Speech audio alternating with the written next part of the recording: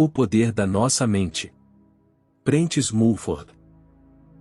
Cada pensamento é um tijolo com o qual construímos o nosso destino, para o bem ou para o mal. Os pensamentos moldam o nosso rosto e dão-lhe a sua expressão pessoal. Os nossos pensamentos determinam o comportamento, a presença e a forma de todo o nosso corpo. As leis da beleza perfeita e da saúde perfeita são idênticas. Ambas dependem inteiramente do estado de espírito ou, por outras palavras, da coerência dos principais pensamentos que transmitimos aos outros e que os outros nos transmitem. Hoje, o enorme poder dos pensamentos não só é desperdiçado, como ainda é pior, por ignorância e hábitos enraizados ao longo dos anos, descarregamos as nossas baterias na direção errada. Acumulamos incessantemente cobiça, inveja, escárnio e outras vilezas, e depois descarregamo-las, passando toda a substância real dos pensamentos por péssimos transformadores, nas outras pessoas, talvez prejudicando-as, mas sempre prejudicando-nos a nós próprios. Os pensamentos dos outros podem penetrar no nosso ser, tal como os gases nocivos podem penetrar nas nossas casas. Repete sem cessar estas palavras: e não quero ser escravizado por ninguém, ou encontrarás a maneira de te libertares da escravidão, da dependência e da mendicidade. Dependendo do tecido de que são feitos os nossos devaneios, dotaremos o nosso destino de ouro ou de explosivos. Quanto mais profundos forem os devaneios, quanto mais perfeitas forem a introspeção e a abstração, melhor poderá atuar a nossa força mental, num raio de ação de milhares de quilômetros. Tudo aquilo a que chamamos forças ocultas, por exemplo a telepatia, é gerado desta forma. Qualquer forma de pensamento pode materializar-se instantaneamente, se for feito com intensidade suficiente. Todas as pessoas têm potencialmente estas forças à sua disposição. Todos os dias estilizamos uma fase do nosso ser, colocamo-nos numa outra personagem imaginária. O papel principal que desempenhamos mais frequentemente dará ao nosso corpo, a máscara desse papel, a sua aparência dominante. Aquele que passa a maior parte da sua vida a queixar-se por hábito, a fazer orgias de mau humor e de lamentação, intoxica o seu sangue, arruína os traços e a tez do seu rosto. Porque no laboratório invisível do seu espírito se elabora um agente maléfico, o pensamento, uma vez passado a ação, isto é, uma vez pensado, gerará uma lei inevitável, que atrairá para si os próprios pensamentos que o rodeiam. Entregar-se a um estado de espírito irritado e impotente, significa abrir as portas, aos pensamentos de todos os irritados e impotentes da cidade, isto é, carregar o seu grande ímã, o espírito, com correntes nocivas e destrutivas, e ligar a sua bateria mental a todas as correntes do mesmo gênero. Quem pensa em roubar e assassinar, entra em contato espiritual com todos os ladrões e assassinos do mundo inteiro. Todos acabamos por nos ver como estamos habituados a ver-nos, e não devemos permitir que os outros nos moldem de acordo com os seus pensamentos, ou seja, da forma que lhes é mais confortável. Daí o ideal da boa ou criança, ou da esposa ou exemplar. Só se saberá o que é verdadeiramente o feminino ou quando as mulheres começarem a ser elas próprias. Quando isso acontecer, o mundo será subitamente 2 vezes mais rico psiquicamente do que atualmente, onde o homem, perseguindo exclusivamente o seu próprio ideal de masculinidade, decretou um ideal forjado de masculinidade. Decretou um ideal forçado de feminilidade. As pessoas que são sempre cautelosas, que preveem e pesam tudo, caem sempre na armadilha, porque contar sempre com as dificuldades significa criá-las. Um hábito tão enraizado que parece impossível de exterminar. O que quer que penses, atrai o mesmo do invisível. Medita interiormente sobre qualquer tipo de crime, e atrairás para ti realidades criminosas, do lado oculto da vida. São essas forças invisíveis e invisíveis que criam as condições materiais para o crime, abrindo caminho para ele neste lado da existência. Se no seu jornal preferido, todas as manhãs, lê avidamente as notícias sobre assassinatos, roubos, escândalos e tragédias que ocorrem em terra, mar e ar, está a atrair algo invisível do mesmo tipo. Sintoniza-se com acontecimentos espirituais de ordem inferior, que passam por si, e actuam sobre si de tal forma, que fica mais exposto a eles, mesmo fisicamente, ou seja, aumenta as hipóteses de ser tocado, por algo vindo dessa região de choques, especialmente se durante anos o faz enquanto come pequeno almoço, ou seja, durante um estado de passividade absorvida.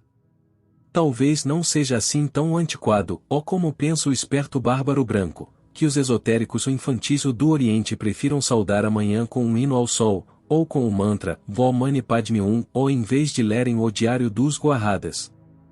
Tudo é realidade a fluir no invisível, e aquele que no espírito se imerge nessas correntes do mais baixo, do mais medonho e do mais mesquinho, e nem que seja como ouvinte interessado, que se limita a escutar com alguma morbidez titilante, e que erradamente se julga ao longe do campo de batalha ou acaba por ser arrastado por elas.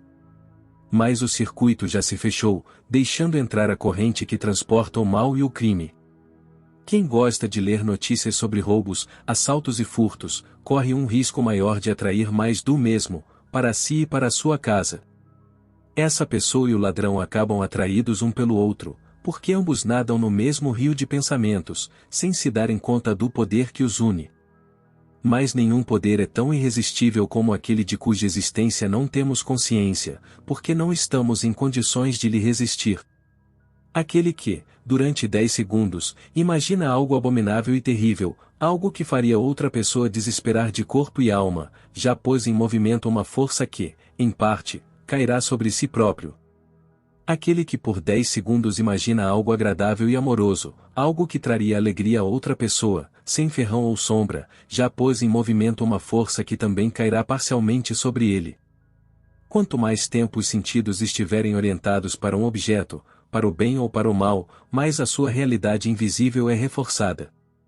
No final, ele será forçado, sempre alimentado por uma nova substância de pensamentos, a amadurecer como agente de alegria ou como agente de dor no mundo visível, ou que não é senão o nível mais denso do mundo invisível.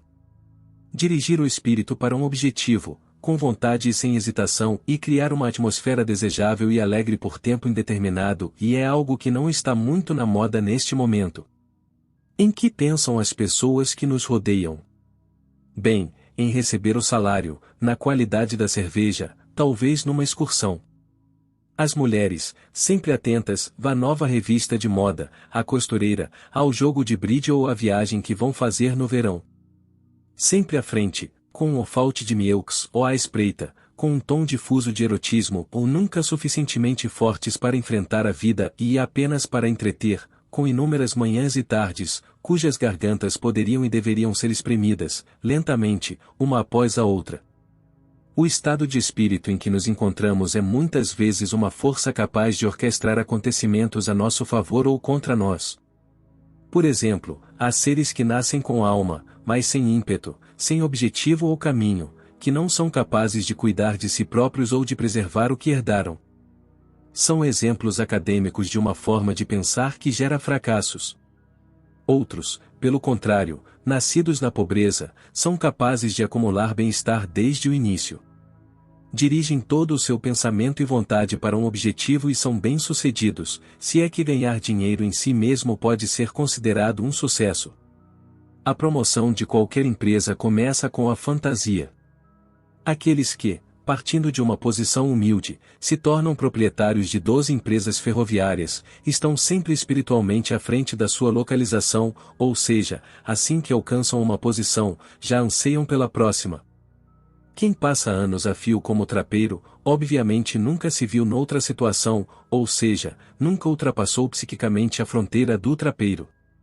Pode invejar os outros que se encontram numa situação melhor do que a sua, desejando ter muitas das coisas que eles possuem, mas nunca disse à sua própria alma: quero libertar-me deste ofício, e vou conseguir, vou ascender a algo mais puro e mais elevado do que apanhar trapos. Mas a simples inveja não ajuda a progredir, e esse homem permanecerá um trapeiro durante toda a sua vida. Aquele que se contenta em ver as coisas mais belas deste mundo como inatingíveis, que se senta no primeiro degrau da escada, queixando-se de todos os que estão acima dele, provavelmente permanecerá sempre nesse nível. Qualquer postura espiritual, na qual permanecemos inertes por um determinado período de tempo, nos direciona para coisas na vida que incentivam essa postura. Quem decidiu ter um negócio ou uma empresa, ou desenvolver uma invenção, molda algo a partir de elementos invisíveis, mas tão reais como qualquer máquina de ferro ou de madeira. Por sua vez, essa empresa ou esse projeto atrairá outras forças favoráveis à sua realização, forças que se materializarão no mundo visível. Mas aquele que teme o infortúnio, que vive com medo de encontrar um mal ou um acidente a qualquer momento, está a construir um mundo de pensamentos, atraindo uma força silenciosa que, segundo a lei da atração, reúne à sua volta elementos nocivos e destrutivos. Tanto o sucesso quanto o fracasso têm origem na mesma lei, que pode beneficiar tanto aquele que tenta salvar uma pessoa que se afoga quanto aquele que esfaqueia a mesma pessoa. Cada vez que pensamos, fabricamos algo, a partir de ingredientes invisíveis, que contém forças que nos podem beneficiar ou prejudicar, consoante os pensamentos que transmitimos anteriormente. A pedra angular de todo o esforço bem-sucedido, nesta e em qualquer outra existência e nunca pensar que algo é impossível. Nunca refutar a priori uma ideia, por mais louca ou rebuscada que possa parecer. Espere primeiro que os seus instintos se reúnam, porque eles nem sempre estão presentes quando precisa deles. Só então, talvez, apareça aquele fino orvalho da madrugada, de que só participarão aqueles que estão sentados na sala de espera do que está para vir. Mas esse milagre maior e mais puro, mesmo que fosse visível para o mundo inteiro, não duraria mais do que um piscar de olhos, pois passaria imediatamente sem obstáculos para o cérebro da humanidade. Quanto mais selvagem e fantástico for um pensamento, tanto mais tempo deve ser dado para que ele atue. Gritar o impossível ou só porque algo nos parece impossível, significa engendrar esse mau hábito de desprezar as coisas por princípio. A consciência comporta-se como uma prisão cheia de portas, que não deixam entrar o infinito, e tanto dentro como fora desta prisão, resta apenas um ser humano insignificante e solitário. O poder do estado de espírito. O que quer que nos aconteça, a causa é sempre um estado de espírito, ensaiado durante um longo período de tempo. Aquele que, com calma e sem hesitação, guarda em seu coração um forte desejo de vencer, bebe sem hesitação do rio invisível tantas forças auxiliares para o seu esquema espiritual quanto o embrião o bebe do sangue da mãe, de acordo com o plano estabelecido e absorvendo inconscientemente, sem errar, todos os elementos de que necessitará para cada etapa do seu desenvolvimento. Para o bem-aventurado, todo o cosmos é como uma placenta que alimenta as suas ações.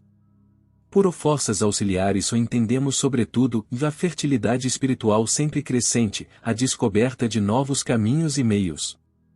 É por isso que usamos a forma o se e as coisas o fazem-se por si próprias, ou a língua sábio há muito tempo e, gramaticalmente, todos nós usamos esta grande palavra criativa o se na perfeição, mas infelizmente não conseguimos pô-la em prática. No entanto, forças auxiliares isso significa basicamente, que encontraremos sempre as pessoas certas para realizar os nossos planos. Nunca desperdice a sua energia a procurar estas forças auxiliares e os seus ajudantes com os sentidos corporais. Deixe que o seu inconsciente se encarregue disso. Só tens de pôr à tua disposição o ambiente adequado.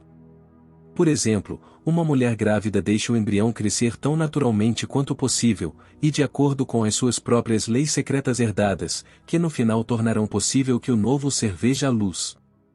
A mãe não tem outra coisa a fazer senão ter boas esperanças. O espírito comporta-se da mesma maneira durante a gestação de um plano. Pensa incessantemente, estou decidido, vai em frente, não faz outra coisa senão pensar, não só com o cérebro e o coração, mas com cada movimento, cada célula. Isto acabará por gerar uma força, que transportará qualquer ideia para a realidade, tão seguramente como uma grua levanta a sua carga. As forças que nascem com o espírito no invisível, continuam a atuar mesmo quando o corpo está inconsciente, ao seu amado dará Deus no sono, ou despertam e vislumbram todos os caminhos abertos, e uma série de novos planos e métodos convergem para o objetivo amado. São precisamente estes novos planos que põem o corpo em movimento, pois então ele não poderá ficar parado, e ver-se-á de antemão como tudo se realizará. Agora chegou o momento de agir com a devida rapidez e certeza. Mas também pode acontecer que, antes de ter atingido a maturidade para agir, esteja tão exausto de procurar as oportunidades certas ou que lhe falte a frescura necessária para assimilar a ideia libertadora quando ela realmente aparece. Todo o sucesso empresarial se baseia no fluxo contínuo de novos planos, pensamentos, combinações e ocorrências. Todos esses pensamentos e conversas sobre miséria, calamidades e crimes, minam a capacidade de atrair coisas boas e é um método de roubar o dinheiro da carteira e a saúde do corpo. Quando nos rodeamos de coisas boas e saudáveis, o bem-estar pode crescer quase sem limites, e se não for na realidade, pelo menos na fantasia, em direção a um mundo cheio de animais, florestas e mares jovens e livres. Quem não tiver a sorte de ter cães, veados e pássaros como amigos vivos, que pelo menos sonhe com eles. Quem se sentir oprimido e fraco e não puder sair da cidade, que se atire com o seu espírito às tempestades e às marés, ou visite um circo e experimente em primeira mão aquilo de que são capazes os belos cavalos, os ágeis acrobatas e os palhaços. E observem como, nesta atmosfera de diversidade psíquica, as preocupações do público são inconscientemente apagadas dos seus rostos. Aquilo a que chamamos aqui é a força motriz do humor ou não é o desejo de objetos materiais, porque o desejo é sempre acompanhado de impaciência e sofrimento, e a impaciência tira o que se deseja ou, pelo menos, atrasa a sua chegada. Quando se pensa, agora mesmo e aqui, quero-o. Estou farto desta eterna espera. Agora ou nunca, estás no caminho errado. Desperdiça as suas forças em disputas e discussões, porque a coisa desejada não chegou até si, e não concentra a sua força no próprio desejo, onde ele tem de atuar, mas na inexistência da coisa desejada, reforçando assim a sua inexistência. Nunca vais demasiado longe no desejo e não deixes que um desejo te parta o coração. Seria como se alguém, com raiva, destruísse o seu carro porque ficou preso na lama, ou melhor usar a força para tirar o carro da lama. No entanto, aquele que conseguiu evitar a destruição do berço do seu desejo, deve ter cuidado para não cometer outro erro, por mais compreensível que pareça, ver-se na situação desejada de forma superficial, como se já tivesse alcançado o objetivo desejado, como se fosse uma imagem, e até uma imagem idealizada, de si próprio. Imaginemos uma pessoa que quer ter uma casa muito bonita e especial, para viver nela com um ente querido, não lhe servirá de nada imaginar a sua vida nessa casa como se fosse um filme. Ele não deve vê-la de fora, como se estivesse a olhar para um espelho, e tem de estar dentro, e dentro do eu o desejado, caso contrário será apenas o seu próprio espectador. Expresso em palavras, a verdadeira força interior do espírito, ou seria algo como, que o meu eu puro e alegre, seja complementado por todas estas coisas também. Preciso de ter uma tal casa à minha volta, um tal ente querido, e tê-lo-ei, desde que haja uma vontade, mais sábia do que a minha, que tenha decidido que tudo isto será para o meu bem. Tem de ser um estado que vem do coração, totalmente positivo e ao mesmo tempo doce, solarengo e determinado. Nunca acompanhado de dúvida, irritação ou impaciência. Para manter este estado de espírito correto, não é necessário nem aconselhável ter sempre em mente a coisa desejada. A única coisa capaz de atrair o sucesso, a beleza e a alegria é o nosso estado de espírito habitual, e não o pensamento contínuo da coisa que desejamos. Se fores capaz de ancorar este estado de espírito no teu coração, e disseres a ti próprio, interior e calmamente, vou viajar. Verei os mais belos países tropicais, ou então pode esquecer tranquilamente esse desejo durante algum tempo, entreter-se com outras coisas e preparar os seus desejos noutros campos, sem atrasar em nada a força que o levará a fazer essa viagem. Sempre que esse desejo de visitar países exóticos voltar a si, basta integrá-lo de novo, no espírito da sua vontade inquebrantável de o realizar. Nada influencia mais o êxito ou o fracasso de um desejo do que o nosso estado de espírito predominante e mais do que o trabalho, a inteligência, a perspicácia ou a aplicação. Cada espírito é uma soma de substância psíquica, recolhida no abismo infinito do tempo, construída a partir das experiências e memórias de inúmeros corpos. Esta substância psíquica atua como um ímã. Tem a capacidade de atrair pensamentos e de os reemitir e, tal como um ímã, de aumentar a sua força através do trabalho. Tal como qualquer peça de ferro pode ser magnetizada por contato, qualquer pessoa, mesmo sem talento, pode atrair forças espirituais para si, tornando-se assim espiritualmente criativa. As correntes às quais uma pessoa se abre determinarão a qualidade da sua carga espiritual. Se a pessoa emana determinação, esperança, alegria, força, fortaleza, justiça, paciência, ordem e precisão, acabará por atrair mais destes elementos de pensamento, presentes no ambiente, do que os elementos que já fazem parte do seu campo de sucesso. Cria-se um turbilhão magnético, que levará forças do mesmo signo cada vez mais depressa em direção ao centro, porque os próprios elementos estão agora no espaço, e atraem outros elementos com o mesmo pensamento, para os corpos que encontraremos no futuro, cuja função é favorecer-nos, ou destruir-nos. São estes elementos, com os quais os nossos fluidos já se misturaram muito antes, quando ainda estavam longe do corpo. Qual é o sentido da vida? Ninguém pode avaliar o sentido da sua própria vida, que é determinada por um destino universal superior, uma lei que nos domina e nos guia. Para onde? Para uma capacidade de felicidade sempre crescente e ilimitada. Todos os dias e todas as horas caminhamos para a felicidade, com órgãos cada vez mais sensíveis, mais sábios e mais claros, por muito que o contrário pareça. As dores que sofremos provêm do crescimento do próprio espírito, que nos pressiona cada dia mais contra as causas da nossa miséria, de modo que imediatamente percebemos e aceitamos essa dor como prova de que estamos no caminho errado e que devemos sair dele, custe o que custar. Para aquele que leva isso a sério, para aquele que, do fundo do seu ser, procura o caminho certo, algo sempre aparecerá para guiá-lo, porque uma das leis mais subtis e profundas, postula que nenhuma súplica genuína pode ficar sem resposta. Todo o desejo e toda oração intensa e verdadeira devem dar o fruto desejado.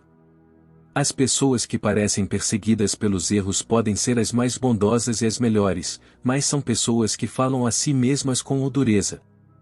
Não se apercebem para onde o destino os quer levar.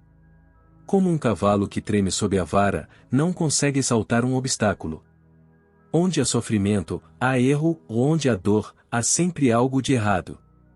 A dor é a bússola que nos guia para as ilhas dos bem-aventurados. No pequeno círculo dos sábios, há alguns que vivem tão harmoniosamente com o infinito que a linha dos seus respectivos destinos já não reconhece o sofrimento dos caminhos sinuosos. Mas estes poucos sábios, conscientemente, conservam um pequeno defeito, um ponto fraco na sua psique, ter uma bússola terrestre, capaz de medir os mais pequenos desvios da verdade, cuja agulha reage ao mais pequeno erro, com o corpo. Cada desejo, pensado ou expresso, aproxima-nos do desejado com uma intensidade diretamente proporcional à intensidade do desejo e ao número de pessoas que o partilham. Estas pessoas dirigem as funções espirituais para determinadas órbitas, pondo em movimento cada uma das forças silenciosas da vontade, que ajudarão a moldar o desejado. O segredo da magia está na capacidade do ser humano de utilizar as ondas mentais mais subtis e intensas em seu proveito. A felicidade e a saúde estão entrelaçadas com as fibras do ser. Temos de ver a nossa própria imagem liberta de todo o mal, semana após semana, mês após mês e ano após ano, até que esse sonho se torne uma ideia fixa, uma segunda natureza, para que possa continuar a atuar no subconsciente. Nunca espere doença ou dor amanhã, por muita doença ou dor que tenha hoje. Para amanhã, espera apenas saúde e força. Por outras palavras, a saúde, a beleza e a força devem tornar-se o seu sonho do dia, porque um sonho exprime o estado de espírito correto muito mais claramente do que a esperança. O mal da tirania inconsciente. A fé é a semente de todos os milagres. Mas nesta semente podem germinar tanto o mal como o bem. Da semente do mal pode nascer uma árvore, no topo da qual se aninharão todas as aves ruidosas de mau agouro.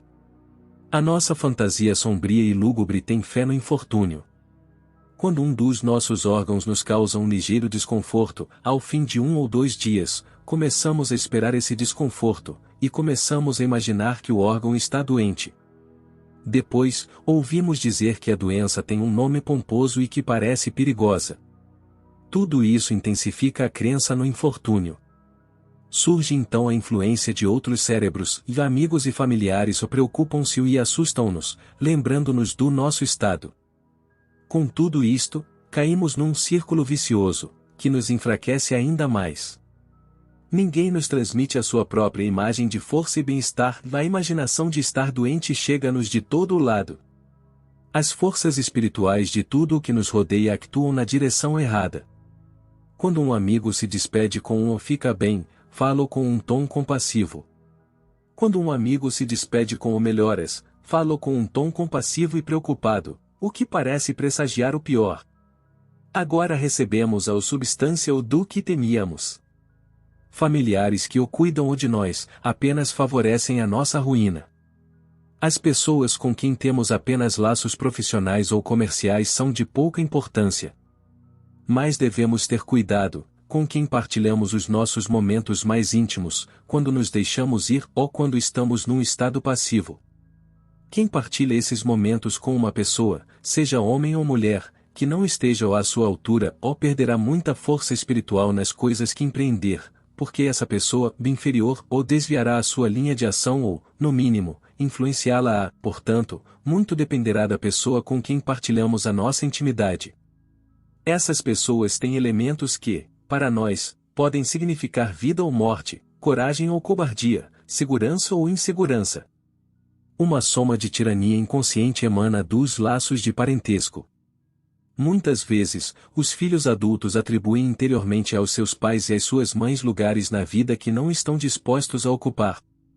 A essência deste pensamento, nunca expresso abertamente, poderia ser formulada da seguinte forma: a nossa mãe é demasiado velha para usar cores tão claras. Seria ridículo a nossa mãe, viúva, ou voltar a casar, ou, é lógico que a nossa mãe não quer participar nas nossas festas. A mãe não quer participar nas nossas festas, é melhor que fique em casa a cuidar dos filhos. Ou, está na altura de o pai se retirar da empresa. Quando se trata de resultados, nenhuma força mental atua com tanta subtileza, nenhuma força é mais poderosa, para o bem ou para o mal, do que essa corrente de pensamentos homogeneizados que, emanando simultaneamente de várias pessoas, se concentra até produzir os efeitos desejados numa determinada pessoa, consciente ou inconscientemente. A força atua e produz um resultado. Se as mesmas opiniões de 3 ou 4 pessoas forem dirigidas ao ser que lhes deu novos corpos, a quem chamam a mãe, ou a força dessas opiniões será suficientemente poderosa para colocar a mãe exatamente no lugar mais confortável para as crianças. Assim, todo este processo de pensamento convencional poderia ser expresso da seguinte forma: a mãe está a envelhecer e é natural que se retire gradualmente da vida ativa e fique em casa, para que possa divertir-se com os outros familiares reformados e afirmar-se como superior, em caso de doença ou durante os eventos familiares.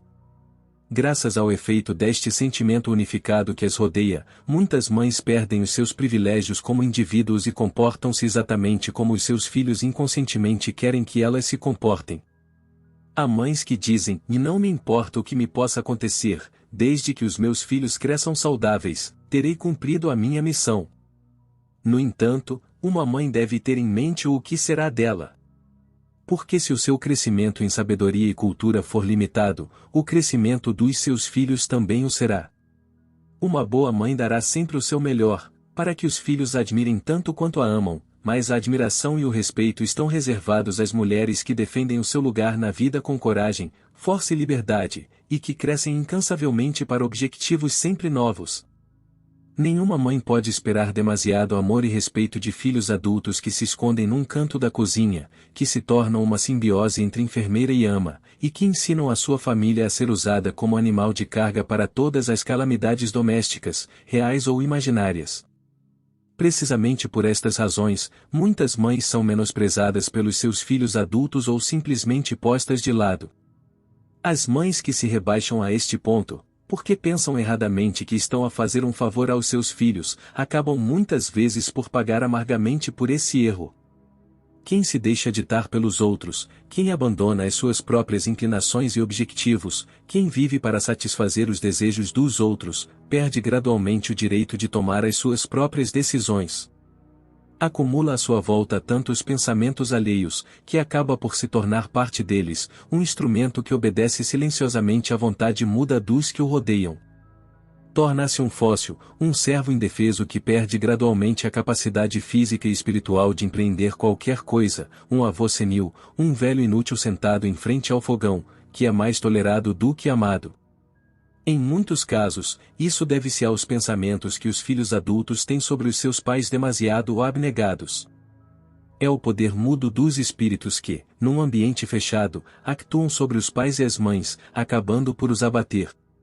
Grande parte da deterioração e fraqueza atribuídas à velhice tem sua origem na influência negativa de um grupo de espíritos, que continuamente tentam superar e dominar uns aos outros, consciente ou inconscientemente, pouco importa. Um homem pode conduzir o seu grande empreendimento com ímpeto e alegria, mas os seus filhos homens interferem cada vez mais no empreendimento. Uma força juvenil silenciosa está a conspirar contra a antiga, criando uma força que dificilmente pode ser contrariada por um único indivíduo.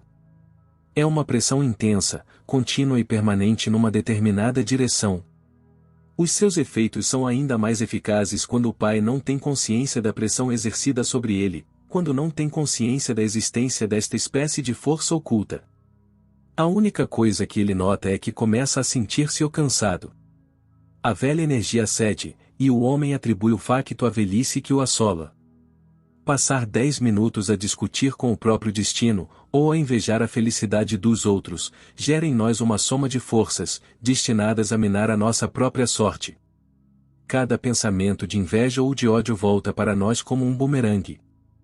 Os sentimentos desagradáveis em relação às pessoas que nadam na riqueza são uma perda de tempo, que não só nos trazem infelicidade, como também destroem de antemão a felicidade que poderia ter caído no nosso colo. A maior parte dos doentes prepara espiritualmente o seu leito de enfermidade, trabalhando árdua e penosamente durante anos para o conseguir. Quem espera pelo infortúnio está a clamar por ele, e certamente o terá. Os maus hábitos acumulados durante a vida devem ser cortados pela raiz. A fraqueza gerada pela baixa autoestima. Uma pessoa com baixa autoestima não é tão apreciada pelos outros como uma pessoa que se respeita a si própria. Sem autoestima, ninguém estará disposto a ajudá-lo a melhorar a sua posição. Não haverá um feixe de pensamentos para o aconchegar. Muitas pessoas que se examinam a si próprias chegam à conclusão de que há posições na vida que nunca aceitariam. 9 em cada 10 mulheres que lavam a louça nunca pensariam em ver-se como gerentes da cadeia de hotéis, da qual são agora as mais humildes colaboradoras. No entanto, por vezes, uma pessoa numa situação precária semelhante consegue ascender a uma posição muito mais elevada, e por que se atreveu a pensar nisso? Foi essa força motriz invisível que a levou a atingir esse objetivo. Se perseverarmos, o destino levar-nos-á sempre para onde queremos estar espiritualmente. E mesmo que não cheguemos diretamente ao objetivo, pelo menos aproximamo-nos dele, alcançando uma posição que é melhor do que ficar na sarjeta, sem objetivos e ambições. Se pensarmos que algo que oferecemos aos outros tem pouco valor, então estamos a mostrar uma força que faz com que os outros pensem que não tem valor. Se quiser vender diamantes na rua, e a sua aparência e comportamento fizerem com que os outros duvidem da autenticidade dos seus diamantes, 99% dos potenciais compradores pensarão, devido à sugestão dos seus pensamentos, que está a tentar vender-lhes pedaços de vidro polido. E o único comprador que reconheceu que os diamantes são genuínos tentará enganá-lo, apoiando assim as suas próprias dúvidas. Não se dobrem, nunca se sintam rebaixados na presença de ninguém. Caso contrário, derramarás no teu estado de espírito uma torrente de dependência escravizante e abrirás a comporta que deixará entrar a mesma torrente em qualquer acontecimento indigno. Deveis admirar e honrar o talento dos outros, mas sempre de rei para rei, com o desejo puro e profundo de que o mesmo talento seja despertado e nasça em vós. Ensinem os vossos filhos a nunca pensarem que não valem nada. Se eles se habituarem a não ter autoestima, os outros também se habituarão a vê-los como seres inferiores, agora como crianças e mais tarde como adultos. Não há nada mais prejudicial para o indivíduo do que rebaixar-se, e muitas crianças começam a vida enfraquecidas pelo peso da crítica eterna. Ensinem os vossos filhos a sonhar, a acreditar e a ter esperança de que serão bem-sucedidos. Porque a esperança repetida de sucesso cria os motivos certos, os meios certos e o caminho certo para o alcançar. Porque ter de suportar a injustiça é ainda mais condenável do que cometê-la. Hoje, todos nós continuamos a acreditar em muitas mentiras. O erro não se manifesta. Assim, continuamos a viver de acordo com os nossos erros subconscientes, e os sofrimentos emanam desses erros subconscientes. Quando descobrimos erros ocultos em nós próprios, em vez de ficarmos deprimidos, devemos alegrar-nos com isso, tal como o marinheiro se alegra quando descobre a fuga que poderia ter afundado o seu navio. Uma vez reconhecidos, os nossos erros são subjugados à autoconfissão. Se o conseguirmos, e se conseguirmos também vencer o nosso orgulho insensato, responsável pela nossa falta de vontade de procurar a fuga, teremos dado um grande passo no caminho para a felicidade eterna. Ruminar repetidamente sobre os nossos próprios erros é prejudicial para o psiquismo e para a nossa saúde. O verdadeiro alimento do espírito são os pensamentos sempre renovados, as nossas interpretações sempre mutáveis e sempre crescentes de tudo o que se passa dentro de nós e à nossa volta.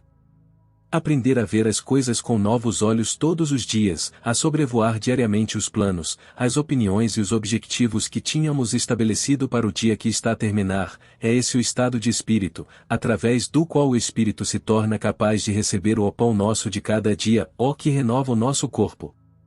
O nosso medo estragado favorito. A humanidade inteira não para de ter medo da dor, da morte, de perder o dinheiro ou o amor, e de tudo. Além disso, cada um de nós tem o seu medo preferido, que estraga até a saciedade. Isto estende-se às coisas mais triviais. As ruas estão cheias de pessoas que, se não têm mais nada a temer, têm pelo menos medo de perder o próximo autocarro ou elétrico. Quanto mais sensível é o ser humano, mais sofre com as correntes que o rodeiam, até que aprende, pedindo força no silêncio, a construir à sua volta um muro de pensamentos positivos, sobre o qual se apoiam os mundos dos outros. Cada ser humano tem o seu medo preferido, uma doença de que nunca sofreu, mas que sempre espera, ou qualquer outra coisa cuja perda o afetaria de forma especial. Basta uma pequena coisa ou uma palavra casual para que o seu medo preferido apareça imediatamente na sua consciência, que, após tantos anos de treino, é exposta à tempestade devastadora. Esta corrente vibra virtuosamente, precisamente no acorde da nossa natureza, que faz soar as nossas fraquezas favoritas. Então, o corpo também sofre. Há uma miríade de sintomas diferentes. Fraqueza, falta de apetite, cansaço dos membros, incapacidade de nos concentrarmos nas nossas tarefas profissionais, fuga mental, etc. A capacidade de receber pensamentos pode facilmente tornar-se uma fonte de fraqueza ou uma fonte de força. São precisamente os espíritos sensíveis e muito desenvolvidos que tendem a ter um corpo frágil, porque absorvem inconscientemente muitas ondas nocivas, sem terem noção da sua existência. As relações pessoais com pessoas inadequadas são uma das principais fontes desses males. O organismo feminino, mais fino, está ainda mais exposto às sombras e aos raios mentais que o envolvem. O homem, absorvido pelos seus próprios assuntos, consegue por vezes apoderar-se de uma certa energia positiva, que lhe permite repelir as correntes do medo. As mulheres, pelo contrário, sofrem 1000 vezes mais dentro de casa do que os seus maridos imaginam, e estes nunca deixam de se interrogar como é que as suas mulheres sofrem dessas doenças eternas, das ideias fixas e do nervosismo. Quando estamos irritados, diminuímos a nossa força de atração ou para o bem. Também a diminuímos quando nos sentimos deprimidos, dependentes, nervosos ou confusos. Então, a força atua na direção oposta, para o lado mau. Cobiçar os bens de outrem, por exemplo, encher o cérebro de maquinações sobre a forma de aceder a uma herança, alimentar preocupações ou mesmo inveja e ódio, em relação àqueles que podem estar em melhor posição para receber uma herança, olhar avidamente para quaisquer bens de outros, por exemplo, lisonjear os ricos na esperança de obter lucros, tudo isto encoraja estados mentais que impedem a criação dessa grande força de atração. Eles conduzem a uma torrente de pensamentos mesquinhos e estreitos. Outra grande perda é deixar-se arrastar por preconceitos maliciosos contra os outros, mesmo que seja apenas participando interiormente nos disparates da maioria. Quando se conversa com pessoas ou abaixo ou do seu próprio nível, perde-se poder, e mesmo que a sua supremacia obtenha algumas pequenas vitórias. Também perde poder quando o destrói o caráter ou os problemas dos outros, por mais espirituoso e brincalhão que seja. Porque geras e emites forças mentais, que te impedem de tomar uma posição muito mais forte em relação à humanidade, e assim conseguir uma emancipação que sai de ti, e que te permite o acesso direto ao melhor dos outros, em contato direto, núcleo a núcleo, deixando tudo o resto abaixo e atrás de ti. Ignorar, tanto quanto possível, os pensamentos da humanidade, falar o menos possível sobre ela e com ela. Mantenham-na à distância com um escudo de boa vontade e combatam todas as sombras de ódio, indignação e desprezo, que para a humanidade de hoje poderiam servir como um intermediário sombrio. Como mensageira de toda essa inveja, dessa maldade fanática e concentrada contra o homem mais fino, cuja simples presença ela já percebe de longe. Se esse homem mais fino lança uma linha de ódio, está perdido, só uma parede ativa de benevolência pode proteger suficientemente a sua alma. Se, no entanto, o encontro for inevitável, sê positivo desde o início, isto é, lança as correntes em vez de as absorver e nega-lhe interiormente o acesso a tudo o que vem desse meio. Se fizerdes vossas as suas preocupações insensatas, a vossa força de atração será inversa, pois absorvereis os seus defeitos, misturareis a vossa confiança com o seu ceticismo, mutilando a vossa firmeza com as suas hesitações. O ser humano que ainda sabe quando mente, permanece relativamente autêntico e fresco. Nele, a mentira está encapsulada no conhecimento como as triquinas na carne. Mas os organismos da maioria das pessoas estão tão infectados pela mentira que já não conseguem fazer esta distinção. A natureza da mentira não é apenas a palavra falsa pronunciada conscientemente, mas o engano. Incluindo o auto-engano. Uma mentira, que de boa fé integramos no nosso interior, bloqueia, como qualquer outra mentira, os elementos construtivos da verdade. Muitas mentiras, que mal se aguentam, podem muitas vezes ser salvas com o sangue fresco de uma verdade, tal como as raças de coelhos, que de tanto incesto estariam condenadas a desaparecer, são misturadas com a raça pura, para evitar que se extingam. Mas as piores mentiras são as meias-verdades. Por exemplo, receber alguém em nossa casa, quando na realidade queremos que ele vá para o inferno. Quando sorrimos sem ter a mínima vontade de o fazer. Ou quando fingimos que nos preocupamos com o bem-estar de alguém, só porque ele tem dinheiro, na esperança de obter lucro. Ou quando nos tornamos membros de uma religião ou associação por snobismo, comercialismo ou prestígio. Ou quando, da tribuna ou do púlpito, anunciamos coisas em que acreditamos pela metade. Ou quando dizemos um meio sim, quando queremos dizer um rotundo não. Tudo isto, estas escassas amostras retiradas do frasco das mentiras cotidianas, que de resto não merecem maior atenção, geram um mal que atinge até o corpo. É como o álcool, não é o excesso esporádico, mas as pequenas e contínuas doses de veneno que, ingeridas inconscientemente todos os dias, prejudicam o organismo sem que o intoxicado se aperceba. Uma vez saturado, o corpo já não é capaz de eliminar o veneno e até adoecer e sucumbir. Porque as mentiras não duram. É preciso que o tecido de que são feitas se deteriore, para que o espírito possa encontrar o instrumento adequado para atingir o seu objetivo. Numa palavra, e novamente uma encarnação falhada. O que nos aparece como mal e decadente, não é senão a consciência infinita, abandonando uma posição que se tornou insustentável. A segunda grande desvantagem da mentira é o facto de nos fazer entrar no círculo de todos os outros mentirosos, em quem, devido a um parentesco interior, somos muito mais propensos a acreditar do que numa pessoa honesta. O empresário astuto ou de um determinado setor, é muitas vezes enganado por um empresário igualmente astuto ou de outro setor, porque não gosta de pessoas verdadeiras e íntegras. Há um antagonismo silencioso, sem que seja necessário proferir uma palavra. As mentiras que nós próprios fornecemos diariamente ao cosmos, sob a forma de palavras, sopro, presença e vida, não são nada comparadas com as mentiras em que inconscientemente acreditamos para as deixar atuar, com a melhor fé do mundo, sobre nós e sobre os que nos rodeiam. É uma praga psíquica. Os cabelos brancos, as rugas, qualquer sinal de colapso das células do corpo, são a materialização de erros desta natureza. São um sinal de que ideias errôneas se instalaram temporariamente na consciência. O facto de, hoje em dia, alguém ter de perguntar ao médico o que deve comer, que sabe tão pouco sobre o assunto como o doente, é uma alienação dos instintos que, na natureza, só ocorre em algumas formigas predadoras degeneradas, que, incapazes de encontrar alimento para si próprias, são obrigadas a deixar-se alimentar por formigas escravas.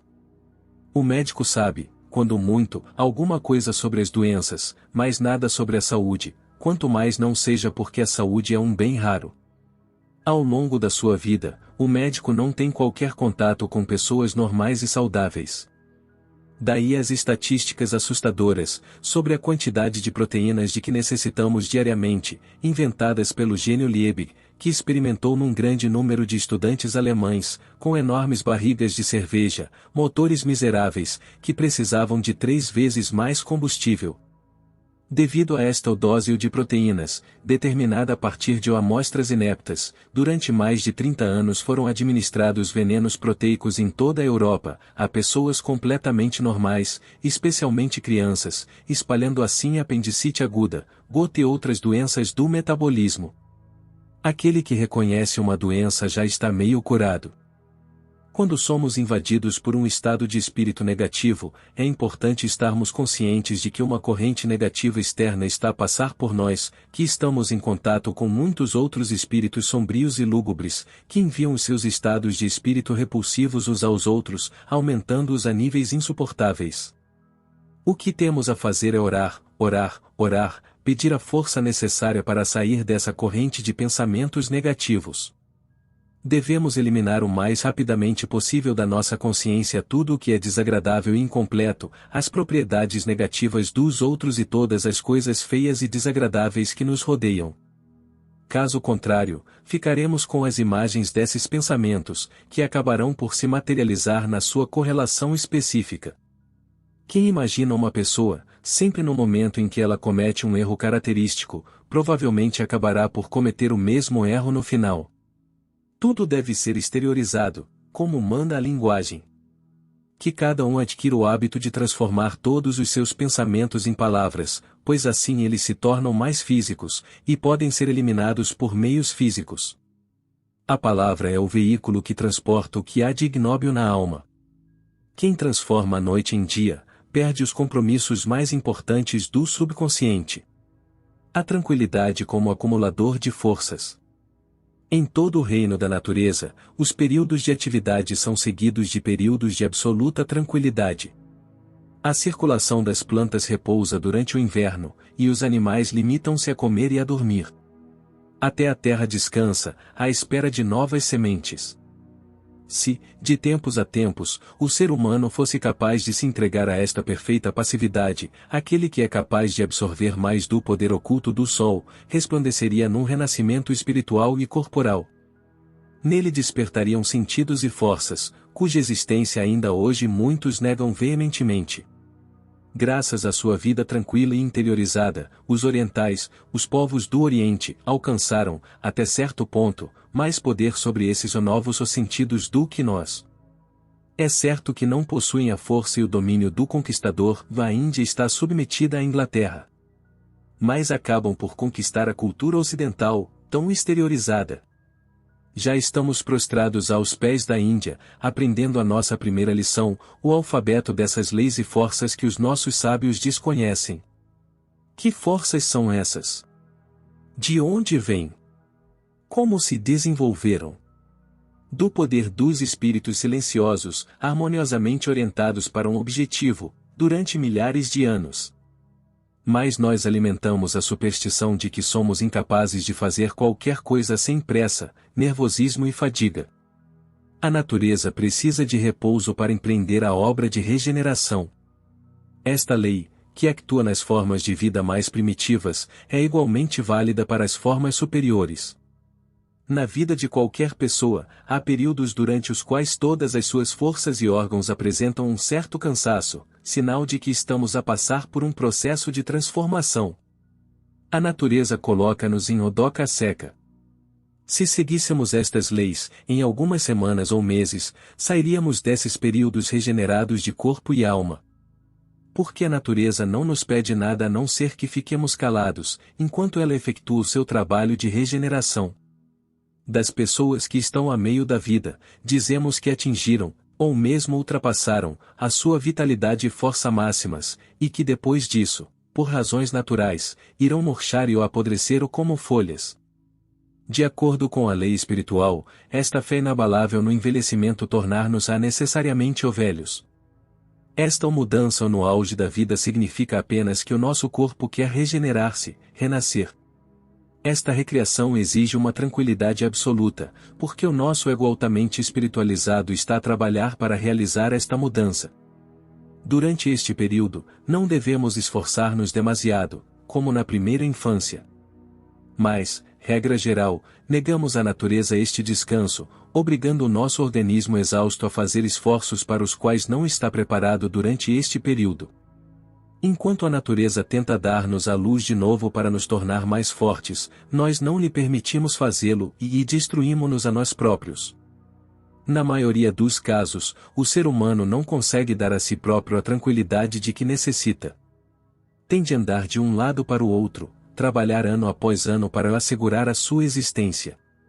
Isso não altera em nada o resultado. Cristo e Moisés, e todos os videntes e magos estavam em tranquilidade ou acumulando força psíquica, que uma vez concentrada num doente lhe dava nova vida. Na história de Marta e Maria, esta última escolheu a melhor parte, porque longe dos afazeres domésticos acumulava tranquilamente forças, que em poucos segundos, se bem dirigidas, conseguiam mais do que Marta com as suas dificuldades diárias. Marta o trabalhava até morrer, enquanto Maria se regenerava. A cultura da tranquilidade aumenta com a presença de espírito. A presença de espírito não é outra coisa senão a capacidade de mobilizar todos os conhecimentos, a capacidade de ação, a firmeza e o tato de que dispomos em cada momento. O seu valor reside na presença simultânea de todas estas propriedades, que nos espíritos calmos estão concentradas, e não dispersas na caça a mil coisas diferentes ao mesmo tempo. Quem conseguir conservar a sua força e repousar o seu espírito, terá nervos de aço. Ele emanará um fluido capaz de domar facilmente o cavalo mais selvagem.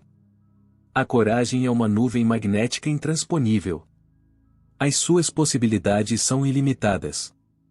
Podemos tornar o nosso corpo capaz de resistir a qualquer influência material, podemos tornar cada órgão do nosso corpo 10 vezes mais resistente do que é atualmente. Onde há um pouco de pressa, há sempre um pouco de medo. Quem corre para apanhar o comboio, fala porque tem medo de ficar para trás, e esse medo aumenta ainda mais a possibilidade de ser o apanhado. Quem se apressa a chegar a uma reunião ou a um compromisso, fala porque teme as consequências negativas do atraso. É surpreendente a quantidade de trocos o que gastamos diariamente com medos. Através de um treino inconsciente, estas pequenas psicoses podem inundar o espírito de uma pessoa, a tal ponto que ela acaba por temer perder algo em qualquer altura e lugar, mesmo quando não há qualquer risco de o fazer. Por exemplo, correr amargamente atrás de um elétrico, como se fosse uma coisa insubstituível, quando atrás ou, no pior dos casos, 3 minutos depois vem outro. Mas o medo de ter de esperar 3 minutos, torna-se uma montanha, como a almofada num sonho febril e em uma possibilidade aterradora.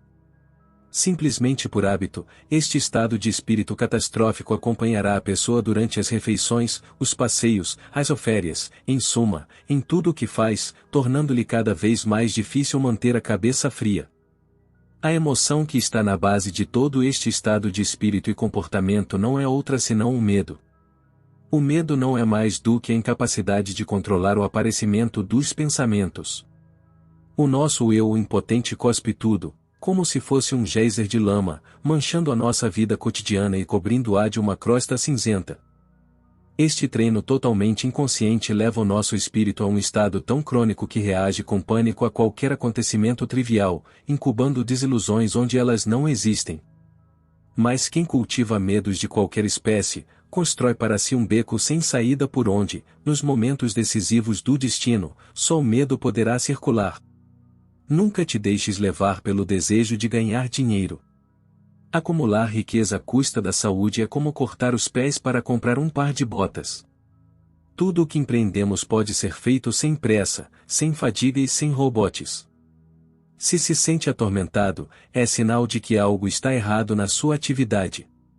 Quando o espírito e o corpo trabalham de forma harmoniosa e lúdica, ou gera-se a maior força, esta força, devidamente treinada durante 2 horas, é capaz de realizar mais do que 10 horas de ocorreria.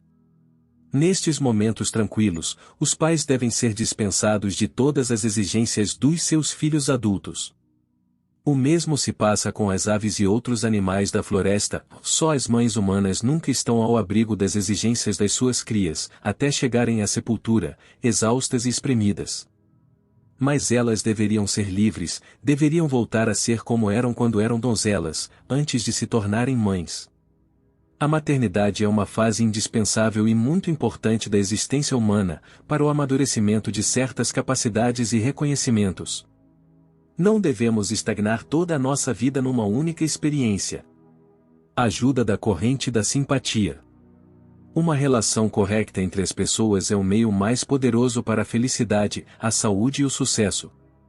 Neste contexto, por relação entendemos algo que vai muito para além da proximidade física. A proximidade de uma pessoa depende da intensidade com que a tratamos psiquicamente, a distância física do seu corpo não tem qualquer relevância. O que são as relações sociais senão um permanente ou tolerar e ser tolerado ou um ruminar sobre as mesmas palavras, gestos e pensamentos, ano após ano? São mortos, que devem ser deixados enterrar os seus próprios mortos. A vida autêntica e viva é um estado com infinitas facetas, uma abertura de correntes espirituais, nas quais espíritos do mesmo nível trocam as suas forças e ideias. São estas as fontes que ascendem ao ser eterno. A simpatia é o fator mais importante de todo o destino. A mania de baratear corre paralela aos medos e infortúnios, e nunca alcança a corrente dos espíritos empreendedores e das forças vitoriosas. Os indivíduos que vivem nessas correntes nunca se encontram. Quem quiser aproximar-se dos vitoriosos da vida deve mudar a direção da sua espiritualidade. Só assim conseguirá seguir o seu caminho. As pessoas que se reúnem para despejar suas maldições e invejas sobre os outros, tudo o que é prejudicial cairá sobre elas com 10 vezes mais força, pois atrairão os mesmos pensamentos que exalam dentro de si. Os pensamentos mais frequentemente realizados são também os mais intensamente materializados no organismo. Absorvemos os erros e as imperfeições dos outros, porque estamos psiquicamente ocupados com eles. No alvoroço e no regozijo com as imperfeições alheias, há um pouco de incenso e êxtase, algo como champanhe. Mas, no fim de contas, este tipo de divertimento tem um preço elevado. A simpatia é o ponto forte. A escuta ativa atua como um tônico, e a benevolência de uma só pessoa, sem vestígios de inveja e de escárnio, é uma corrente irresistível, cujo valor não pode ser calculado em dólares e cêntimos. Da mesma forma, desejar mal a outrem é um elemento que a pessoa que percebe silenciosamente esse desejo contra si, se torna uma forte muralha invisível, que lhe devolve tudo sem sequer uma palavra ou um olhar. Só uma corrente contínua de bondade da sua parte pode desviar este efeito sem consequências.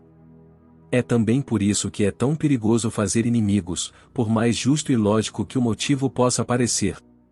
Cada reunião turbulenta, cada briga de família, cada aparição entre pessoas, inunda o invisível com substância destrutiva.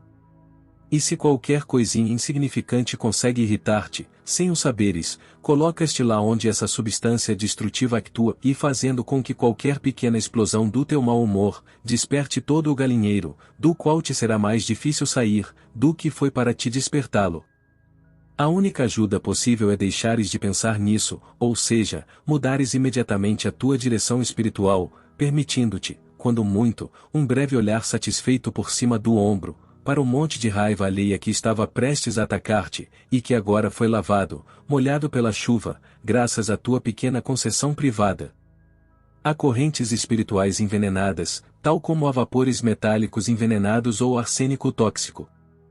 Quem permanece uma só hora em estado passivo, numa sala cheia de pessoas invejosas, odiosas, cínicas ou escravizadas, absorve delas um elemento de pensamentos envenenados, cheios de doença e força destrutiva, um elemento infinitamente mais perigoso do que um agente químico tóxico, porque os seus efeitos são mais subtis e misteriosos, pois muitas vezes manifestam-se dias depois, e são, erradamente, atribuídos a outras causas. Provavelmente, nunca houve tanto ódio como hoje. O ódio não se limita a castas e estados, e não se odeia apenas na vertical e na horizontal, mas também na diagonal. Os povos odeiam-se ou patrioticamente, ou de partido para partido, e pelo meio circulam, como pequenas varizes no corpo da humanidade, os inúmeros ódios privados, de coração para coração. É preciso ser especialmente passivo durante as refeições. Quem come alimentos, ou seja, matéria para a preservação do seu corpo, só o deve fazer num estado de espírito calmo, equilibrado e alegre. Comer e queixar-se, discutir ou fazer negócios significa estar ativo, precisamente quando se deveria estar num estado de absoluta negatividade. O facto de estas queixas ou discussões serem feitas em voz alta ou apenas em pensamento não tem qualquer importância. Também é prejudicial quando à mesma mesa se senta uma pessoa que alimenta este estado de espírito negativo, contra o qual nos temos de defender interiormente, mas suportá-lo exteriormente, o que requer uma boa dose de energia, é em si mesmo positivo. No entanto, só se deve partilhar a mesa com pessoas que vivem na mais pura simpatia. Quando todas as pessoas que partilham um espaço se juntam para transmitir o mesmo pensamento, todo o espaço é preenchido ou carregado com este éter altamente espiritual. Se esse pensamento for de força e de ajuda, algo prevalecerá no espaço, que, como um fluido, será transmitido à pessoa seguinte que entrar nesse espaço, injectando força e ajuda. Se centenas ou milhares de pessoas vierem a este sanatório ou santuário com o mesmo espírito, cada uma delas deixará o seu grão de força e de ajuda. Com o tempo, este espaço tornar-se-á um poderoso acumulador de espiritualidade, desde que não seja utilizado para outros fins e que se impeça o acesso a outros pensamentos baixos, mundanos ou egoístas. A força acumulada nesse espaço ajudará a curar aqueles cujos corpos estão doentes, e que vieram até ele com fé. O espaço fortalecerá os fracos de vontade, endireitará os deprimidos, como se um feixe de raios invisíveis os estivesse a apoiar. No entanto, ninguém deve permanecer nesse lugar mais do que alguns minutos, para que o cansaço ou os pensamentos baixos não se acumulem aí. Todos nós temos uma necessidade vital de um companheiro, com quem possamos ser naturais. Precisamos de pelo menos uma pessoa com quem possamos viver os nossos humores e sentimentos, perante a qual possamos tirar a máscara e não tenhamos de estar sempre em guarda. Precisamos de momentos em que não tenhamos de pesar as nossas palavras, de dizer sempre algo inteligente e correto, ou seja, de ter de manter o nosso arco psíquico esticado, quando deveria estar solto. Por vezes, precisamos de ter o privilégio e a liberdade de ser triviais, de dizer disparates, sem receio de sermos ridicularizados ou olhados com cara de parvos. A arte de esquecer. Em todas as vidas, mesmo nas mais felizes, há milhares de coisas, acontecimentos e cenas, que seria preferível esquecer. Mesmo as memórias felizes, ou porque até a felicidade se torna obsoleta.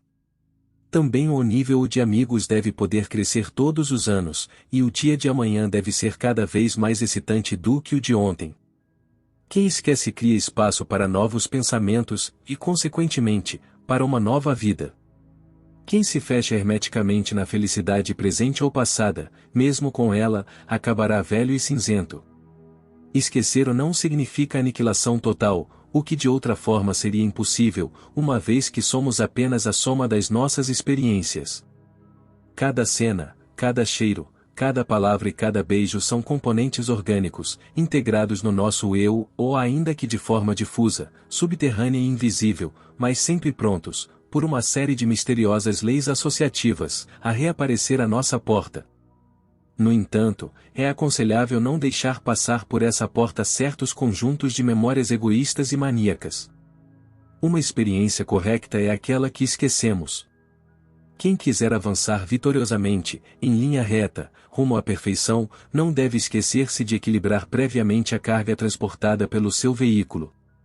Há pessoas que costumam recriar no espírito antigas batalhas contra seus adversários, e é inegável que essas antigas ou batalhas espirituais no campo dos Melros ou sempre terminam bem, ou seja, com a derrota incondicional do inimigo imaginado.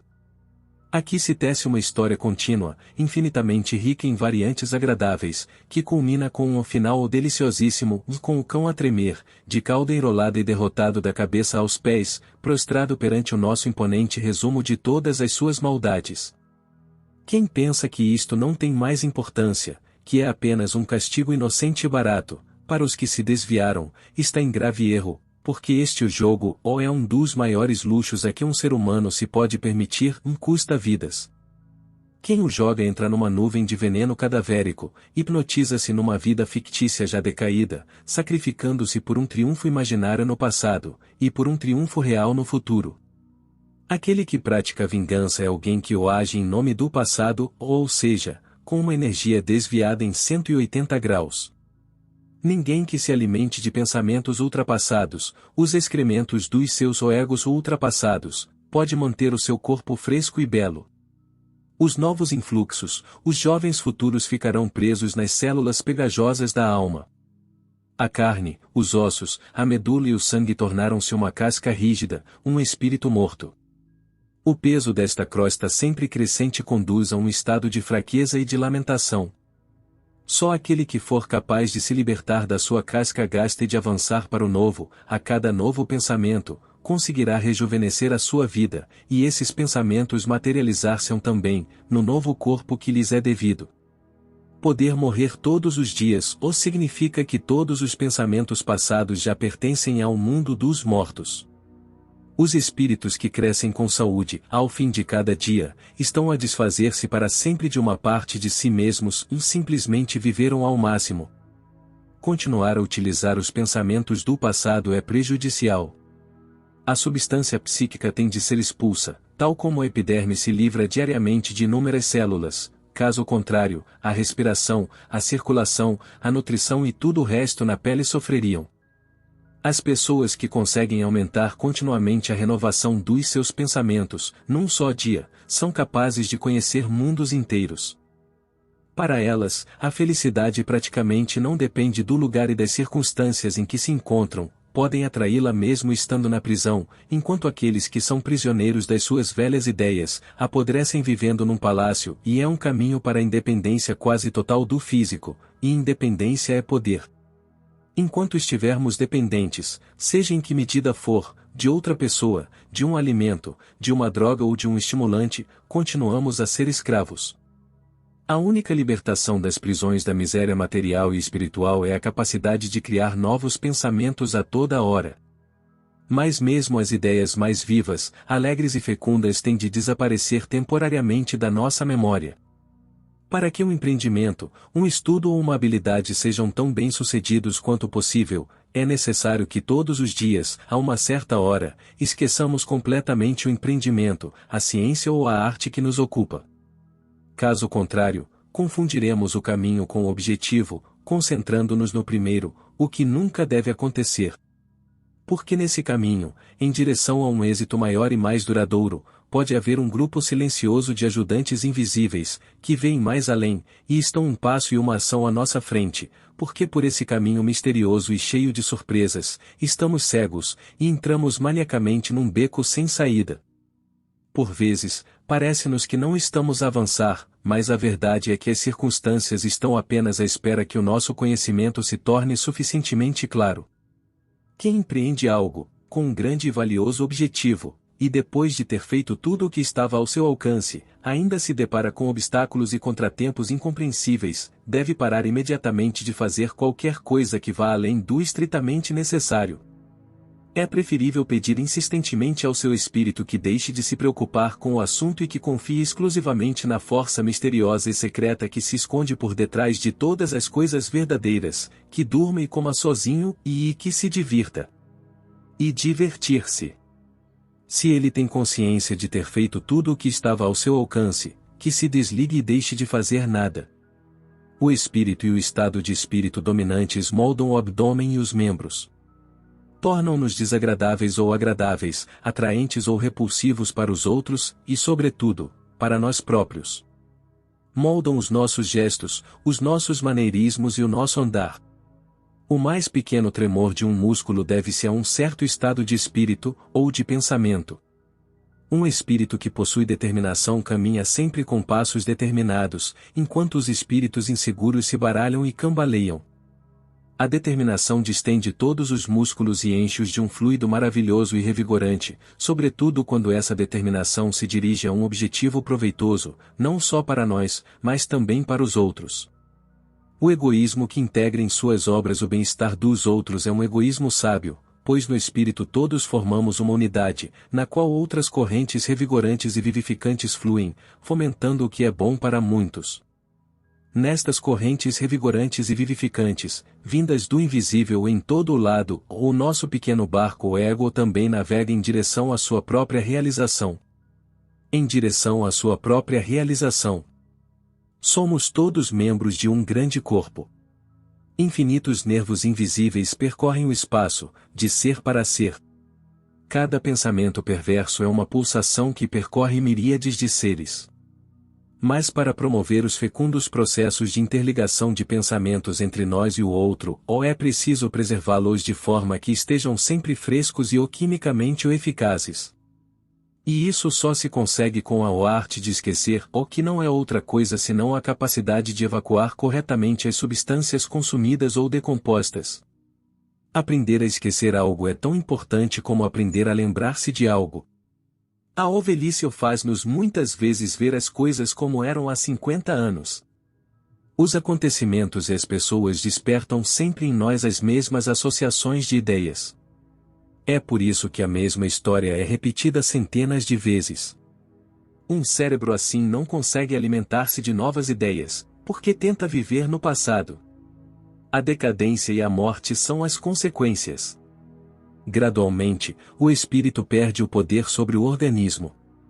A memória e os sentidos começam a enfraquecer, os membros tremem, a carne seca, sintomas de que o psiquismo, por falta do pão cotidiano, ou seja, de novos pensamentos, está a perder o seu domínio sobre o corpo. Para viver realmente, para aumentar a nossa força espiritual e física com a idade, para atravessar cada fase da nossa existência com um encanto crescente, para vencer o nosso último grande adversário, a morte, é necessário manter em curso o processo de evacuação dos pensamentos antigos.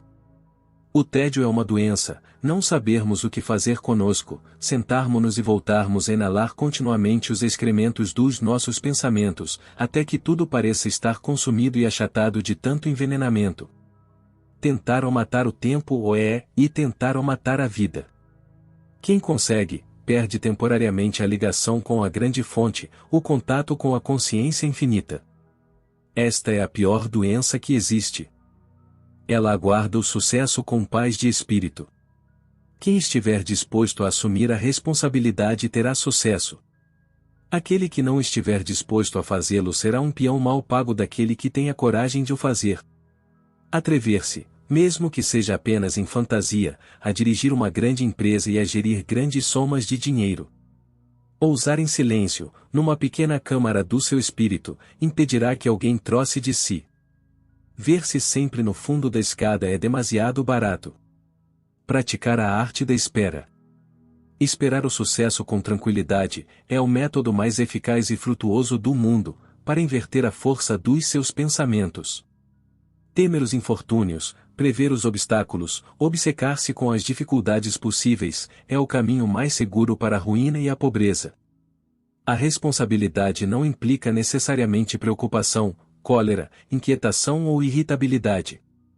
A cultura do espírito, que nos ensina a não nos preocuparmos com as coisas que ainda não aconteceram, não nos permite ter pensamentos de responsabilidade até ao momento em que sejam necessários ou úteis.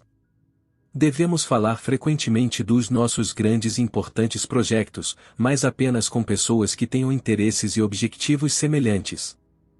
Estas conversas devem ser repetidas com alguma regularidade, de preferência à mesma hora e no mesmo local, ou seja, não em qualquer lugar, num restaurante, na rua ou no comboio, porque perdem força e revelam segredos, mesmo quando não há nenhum bisbilhoteiro ou por perto. Como diz o provérbio, as paredes têm ouvidos.